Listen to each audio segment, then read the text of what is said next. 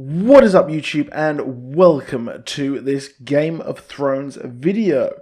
So today in America you've got a new episode of Game of Thrones. I'll have to watch it at 6 AM tomorrow before work because, you know, the night is dark and full of spoilers. So if you enjoyed this video at the end, a subscribe and a like is super appreciated, because then I know just if you like these theory videos. But it's been a while since I've done one of these. It's been a couple of weeks. But Game of Thrones has been awesome, and the highlight of last week's episode for me was definitely the badass Euron Greyjoy kicking ass and taking names, or kicking ass and taking siblings back to King's Landing, it seems.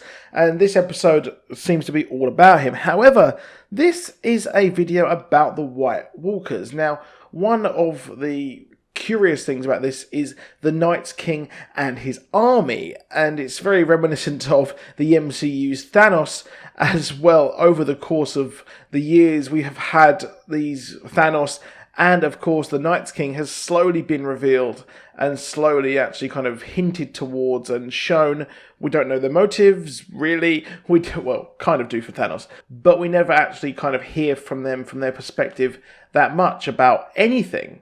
However, one of the curious things is how will the Night's King actually invade Westeros? Now, obviously, it seems like a bit of a no-brainer. They're just going to smash down the wall. They're going to come through. They've got all the kind of giants. They've got White Walker giants. Seems like any kind of race or species in Westeros is fair game for actually becoming a White Walker, which is very scary in the fact of these fallen giants that we loved in the preceding seasons with the wildlings. But he would be forgiven, like I said, for thinking that it would actually make sense. They're just going to smash down the wall and they're going to just roll right through Castle Black.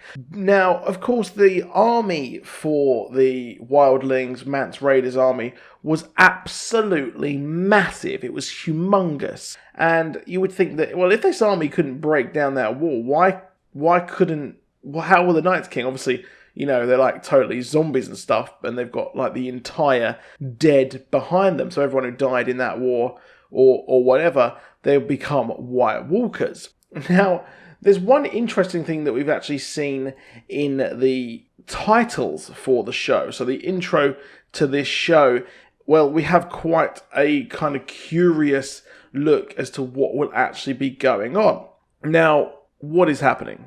Now, if you're like me, you kind of don't really take a big good look at the intros because you've seen these same titles. Obviously, they're just a tad different, aren't they? They're just very different to every single season. But this season, we actually got a look at something else, and we know that winter has come. So Ned Stark has been warning us for years, but winter is here, finally. And, well, the wall is still standing. However, there is a huge sea next to a sea, river, whatever, next to the wall. And that, now in Season 7 in the intros, that is actually frozen. Now, that's not looking good. And, well, considering that entire section of the wall is frozen, well, surely, you would think that someone has actually looked into that.